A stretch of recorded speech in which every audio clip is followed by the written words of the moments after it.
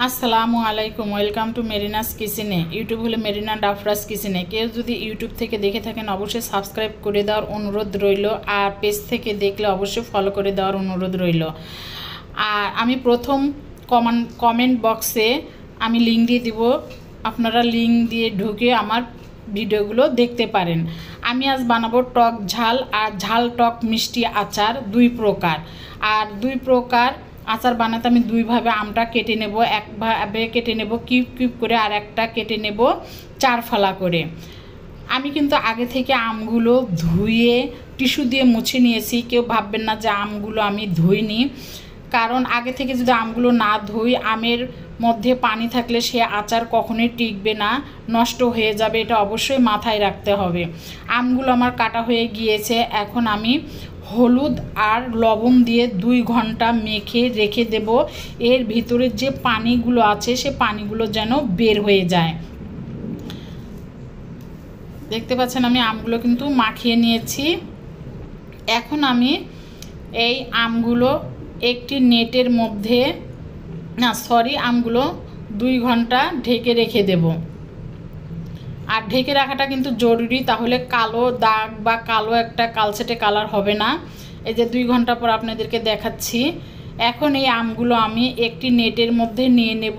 নিয়ে আমার বেলকুনিতে রোদ আছে প্রচুর, সেখানে আমি এই নেটগুলো বেঁধে রেখে দেব, যেন যেটুকু পানি থাকে সেই পানিটুকু যেন শুকিয়ে যায়। তারপর আমি একটি ট্রেতে আবারও রোদের মধ্যে দেব, যেন ছড়িয়ে ছিটিয়ে আমগুলো দিলে আর যেটুকু পানি থাকবে গায়ে গায়ে সেটুকু শুকিয়ে যাবে।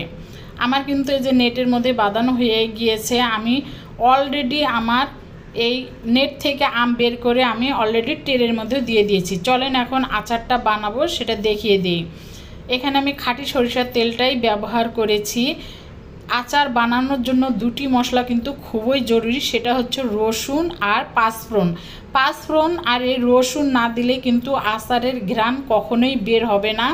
আমি অনেকেরই আচার খেয়ে দেখেছি, আচার দিয়ে কোনো প্রকারে ঘ্রাণ নাই। আমার দাদির কথা ছিল এইটা, আমি এর আগের ভিডিওতেও বলেছি। আর এই রেসিপিটা আমি পরিপূর্ণভাবে দেইনি, আজ আমি রেসিপিটা আবারও পরিপূর্ণভাবে দিচ্ছি। আর আগে দিয়েছি শর্টকাট। এখানে আমি প্রায় আমার কাপ দিয়ে 1 কাপের মতো মশলা নিয়েছি। মরিচের গুঁড়ো, চিলি ফ্লেক্স নিয়েছি প্রায় 3 টেবিল চামচের মতো দিয়ে, আর সামান্য একটু দিয়েছি হলুদ। আর তেলটা যে গরম করে নিয়েছি সেটা কিন্তু কুসুম গরম করে দিয়েছি, যেন আমার মশলাটা পুড়ে না যায়।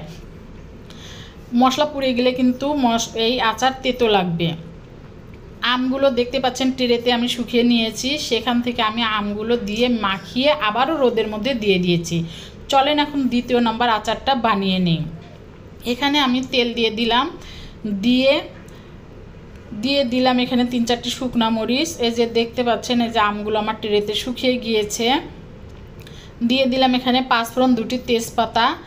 আর ওই অবস্থাতে আমি আমগুলো দিয়ে দেব, কারণ এই আমগুলো কয়েক সেকেন্ড আমি ভাজবো। আমের সাথে আমার পাঁচফোড়নটাও ভাজা হয়ে যাবে।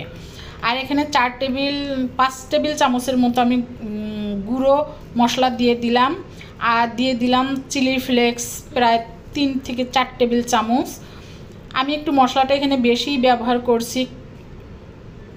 আর দিয়ে দিলাম চিনি। এখানে আমার কাছে মনে হচ্ছে চিনিটা কম হয়েছে, আবারও দিয়ে দিলাম হাফ কাপ। 1 কাপ দিয়েছে আগে, আবারও দিয়ে দিলাম হাফ কাপ।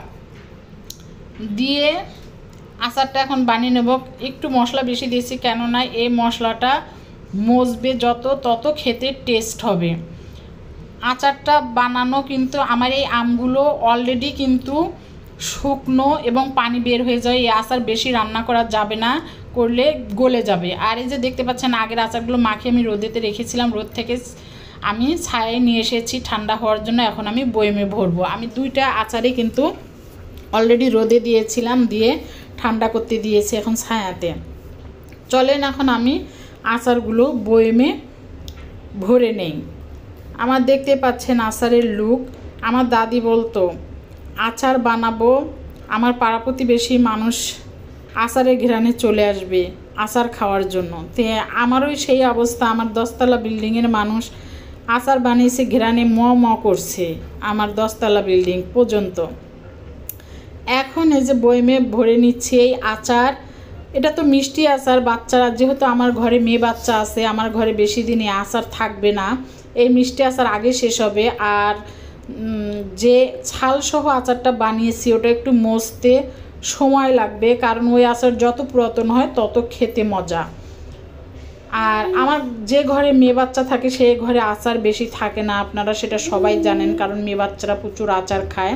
আমার ঘরে মেয়ে বাচ্চা আছে, এই আচার বেশি দিন থাকবে না, আমি যতই আচার বানাই না কেন ঘুরবে ফিরবে আর খাবে। আমার মেয়ের কারণেই আচার বানানো।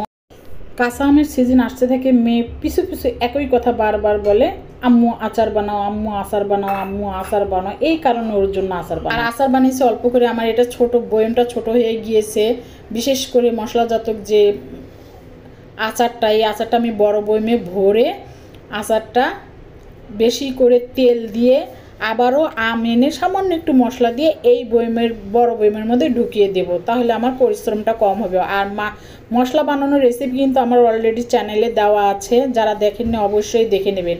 আমার কিন্তু 2 প্রকার আচারে বানানোর সংরক্ষণ করা হয়ে গিয়েছে। এই আচার বানানো আমার দাদির কাছ থেকে শিখেছে আমার মা চাচিরা, আর মা চাচির কাছ থেকে শিখেছি আমি। কেমন হয়েছে রেসিপিটা অবশ্যই জানাবেন। ধৈর্য সহকারে দেখার জন্য ধন্যবাদ সকলকে। আসসালামু আলাইকুম।